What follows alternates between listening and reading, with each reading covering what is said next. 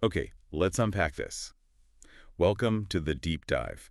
Today, we are diving deep into something incredibly personal, um, mysterious, and potentially really powerful, your dreams. And we're doing that by digging into some fantastic source material you've shared with us, specifically excerpts from Llewellyn's Little Book of Dreams. Exactly. Our mission today really is to pull out the most important nuggets, the essential insights from these pages to help you understand what dreams are, why you have them, and maybe most importantly, how you can actually start working with them. Yeah, we'll take a journey from, ancient human fascination right through to modern science, explore the really fascinating language your unconscious uses, and give you some practical ways to engage with what's waiting for you when you close your eyes. So where does this human obsession with dreams even begin? I mean, this material points out that for literally tens of thousands of years, humans have been sharing dreams. Yeah. Around fires, right? It wasn't just idle chatter. Oh, not at all. It was foundational. Think about it. The idea of ancestors appearing in dreams.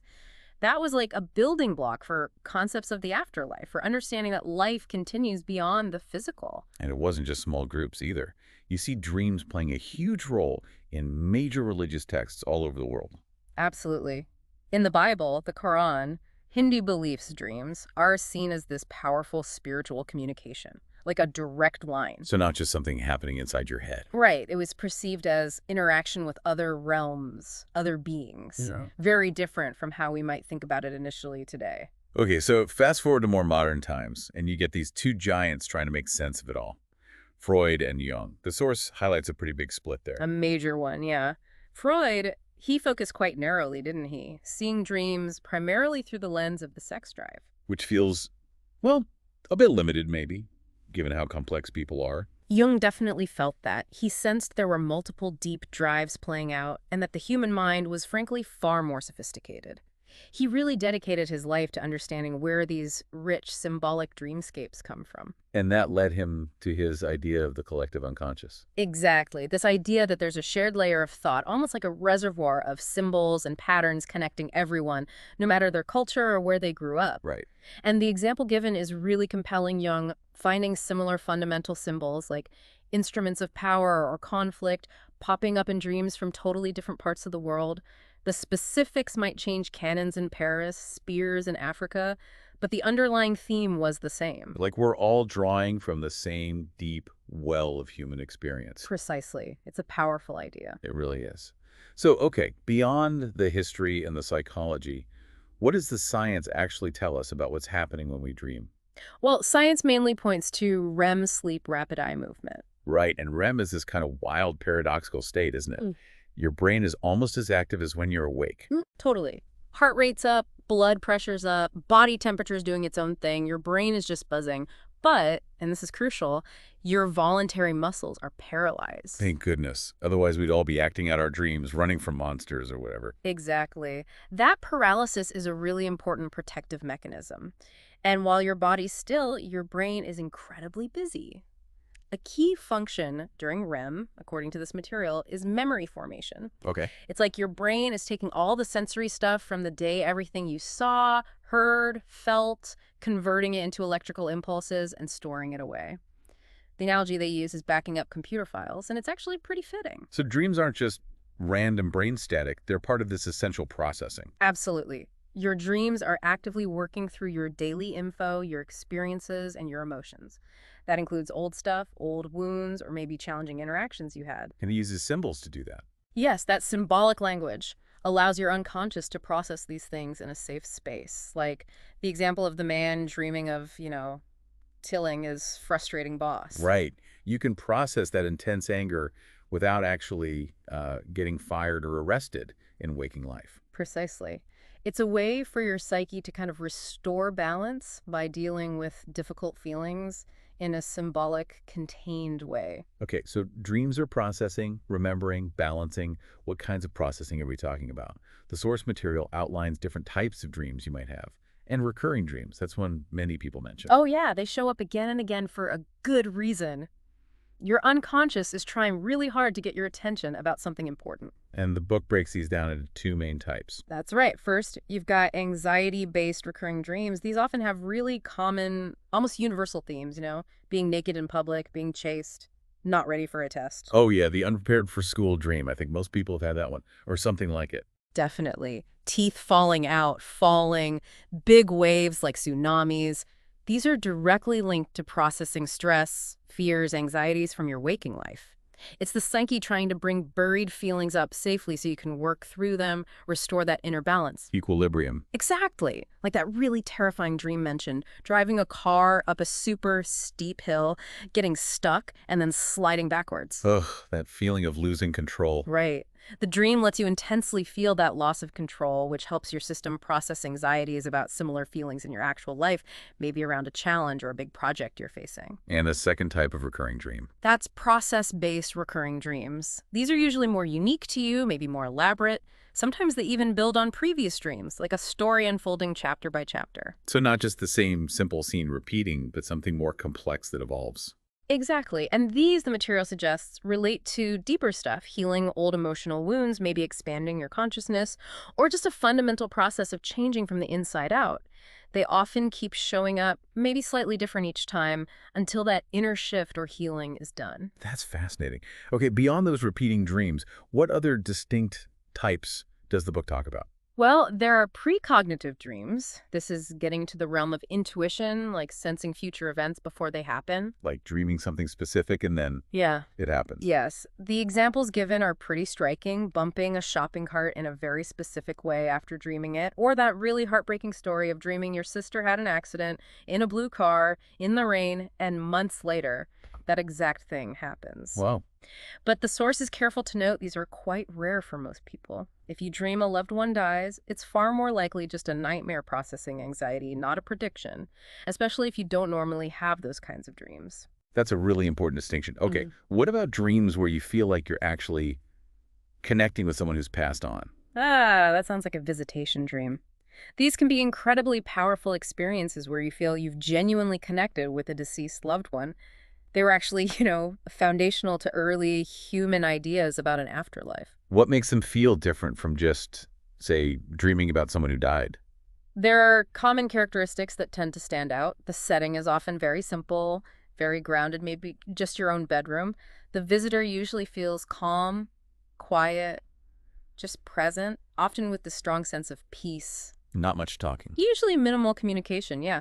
Often just conveying something simple like, I am well, or I'm okay. The example of the daughter dreaming of her mother right before getting the call that she had passed, that really shows the impact they can have. They feel profoundly real. Then there's lucid dreaming. Lots of people have heard of this one. That's knowing you're dreaming while you're in the dream.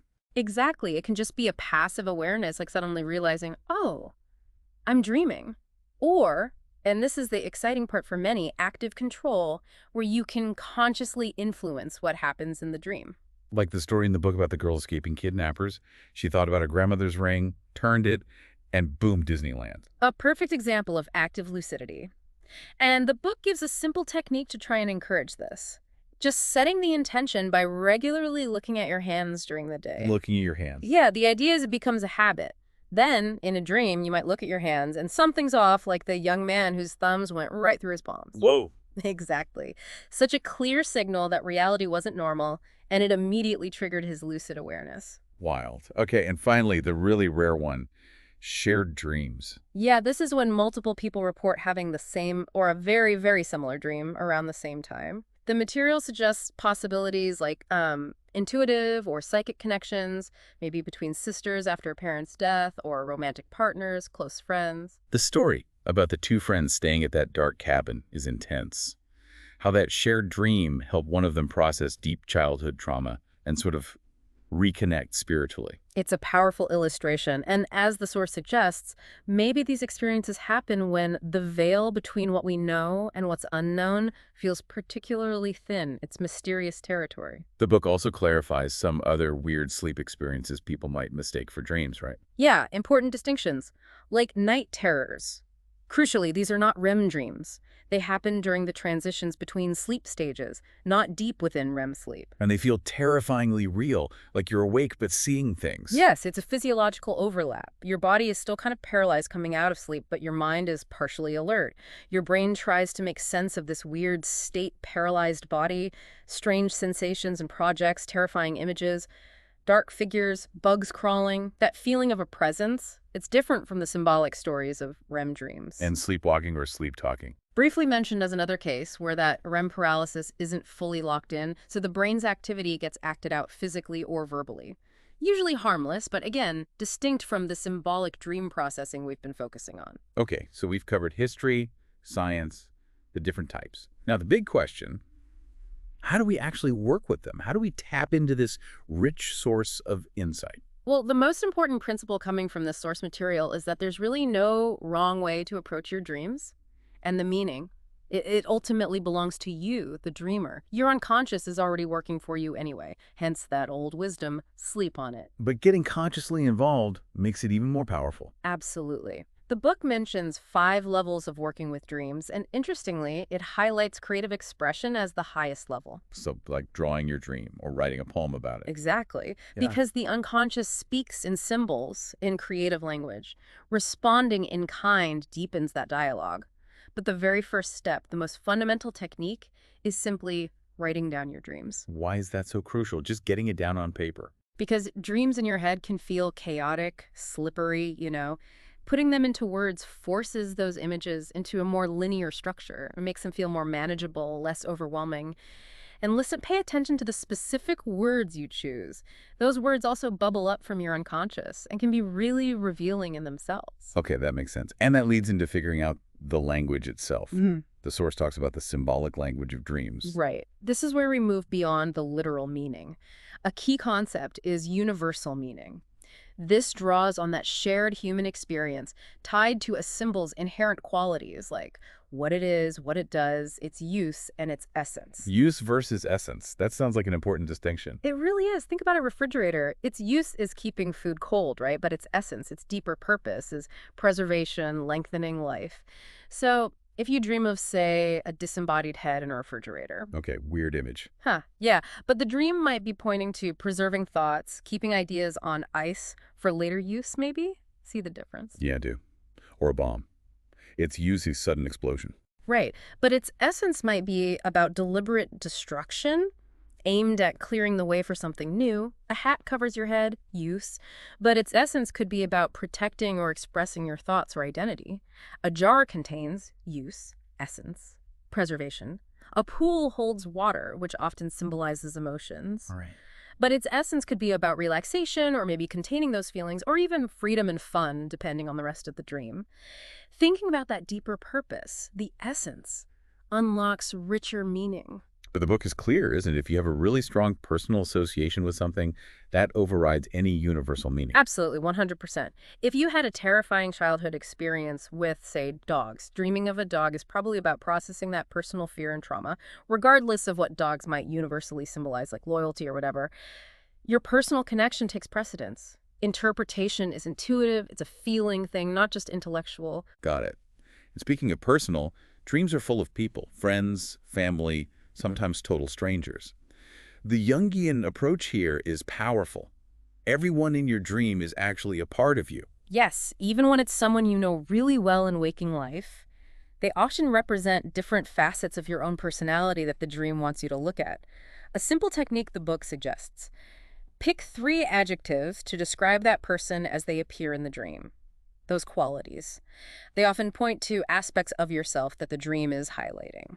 So if I dream of a really critical teacher, It might represent your own inner critic, or a warm, supportive friend might represent your capacity for warmth and support within yourself. and strangers, people you've never met. Those often represent unknown or unexplored parts of yourself, aspects you haven't quite owned yet. The point is, your unconscious knows the whole you, the good, the bad, the parts you hide.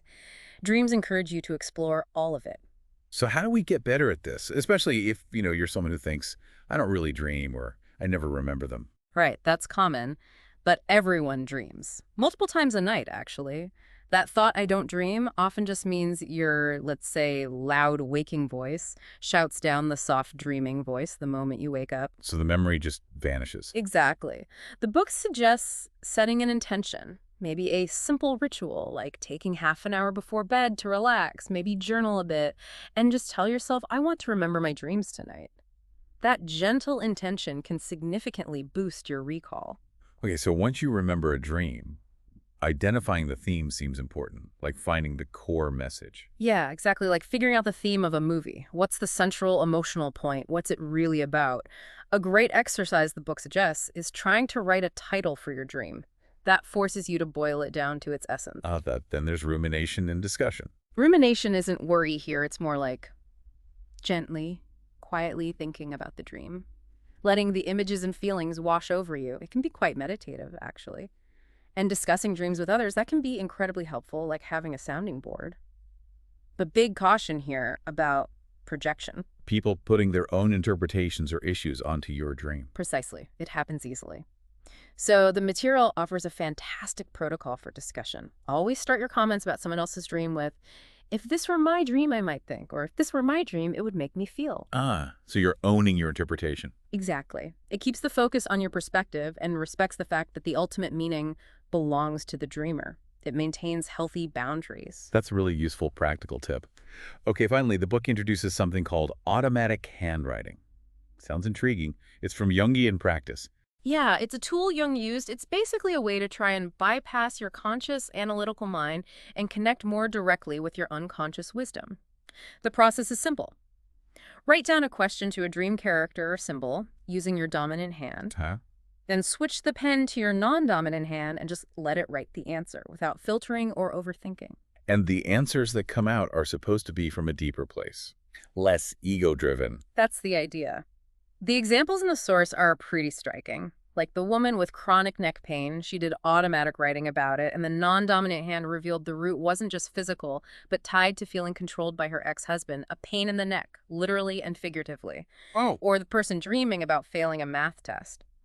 The automatic writing showed the anxiety wasn't just about the test, but about a recurring pattern where their ex-husband seemed to hold them back in life.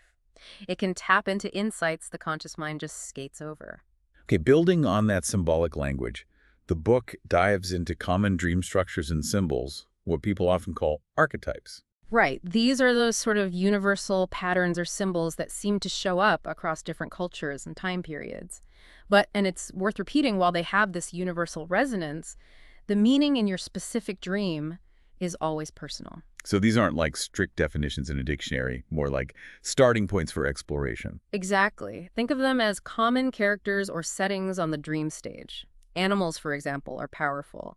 They often represent our instinctive nature or pure universal qualities because, well, they're fundamental to the planet we share. A bear might suggest patience or hibernation. Okay. A snake often points to change, transformation, shedding skin, maybe even healing. A dog could be loyalty or our relationship with our more domesticated side versus our wild side. What about something really dramatic, like an apocalypse dream? Whoa, yeah. Those often show up when you're facing, or maybe just anticipating, a huge change in your life.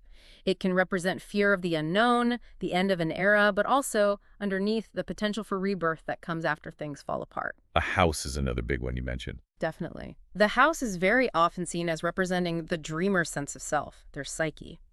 And different rooms can symbolize different aspects or processes. The kitchen, where you transform raw ingredients. Oh, so transformation within the self. Could be. The bathroom might be about cleansing, letting go. The bedroom, vulnerability, intimacy, sexuality. Stairs often represent levels of growth, challenges, moving between states of consciousness. Thinking about it that way makes a dream house seem incredibly layered with meaning. Absolutely. Or take water oceans, rivers, pools. Water is almost always connected to emotions. The vast ocean might be the unconscious, deep and mysterious, while land is the conscious mind. Dreaming of drowning could represent a fear of being totally overwhelmed by your feelings. And those common anxiety dreams like being chased or falling. Being chased is such a classic. It's often your system processing stress and anxiety, that fight or flight response playing out safely in sleep. It usually means you feel pursued or exposed by something difficult in your waking life. Falling. That can signify a loss of control, anxiety about where you'll land, but sometimes also a feeling of letting go, surrendering into something new. What about dreaming of technology? That feels very modern. It's fascinating how the book links technology, computers, cell phones, devices to the mind, intellect, and thought processes.